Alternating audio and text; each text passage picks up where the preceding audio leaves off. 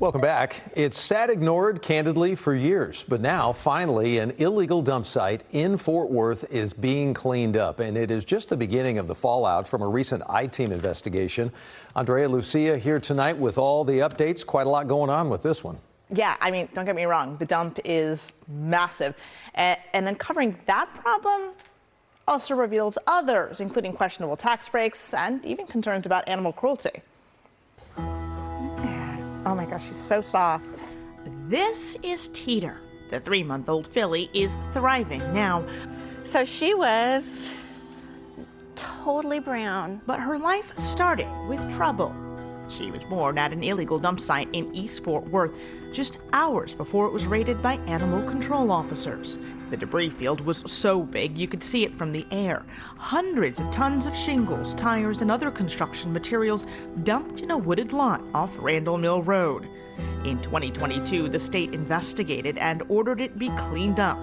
But neighbors say it stayed untouched. I don't know if you've seen a tire fire before, but they're unstoppable. I mean, just the toxic fumes alone are horrible, but there's enough tires and shingles back there to light this whole place on fire. The I-Team dug into records and found the land is owned by the family of a former congressional candidate named Shahzad Raja Chaudhry. He originally told us he didn't know anything about the dump, even though records show the state spoke with him and listed him as the owner. Then, through an attorney, he told us his mother owned the land, but she was out of the country and too sick to deal with it. Later, Chaudhry said he and his brothers would address issues with the property, even though they have no legal responsibility whatsoever. If you own property, you got to take care of your property. You know, you can't say, well, I don't live here, but I own it, but I don't know what's happening there. Councilmember Gina Bivens helped get the cleanup started. Now, it's finally happening. This is what the land looked like last week. Crews used an excavator to dig out shingles buried in the soil and loaded them into several 18-wheelers. Bivens says, all said and done, it could add up to 600 tons of debris. Do you feel like the owner of the property is being held accountable? Yeah, but we had to pull them into it. It's not like they were willingly, just ready to go get all that stuff out. The dump is disappearing, and so is a massive property tax break. For years, the owners claimed the $1.4 million lot is agricultural land with horses, chickens, and goats. But when the I-Team visited the address on multiple occasions this spring, we found no sign of those animals, just 2 donkeys. Then, in May, the Tarrant Appraisal District scheduled an inspection, and trailers brought in several horses, including the mother of little Teeter. The owners told TAD the horses had been there year-round, but inspectors disputed that and revoked the ag valuation. By then, the city had gotten involved over worries of animal cruelty, citing concerns of access to food and water and exposure to debris at the dump. Officers seized 5 horses and a donkey.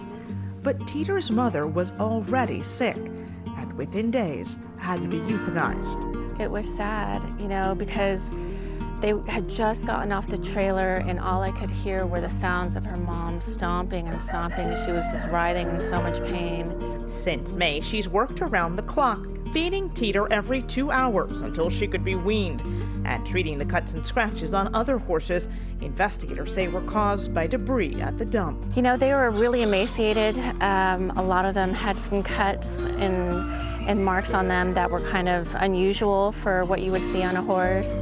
These days, they are in much better shape.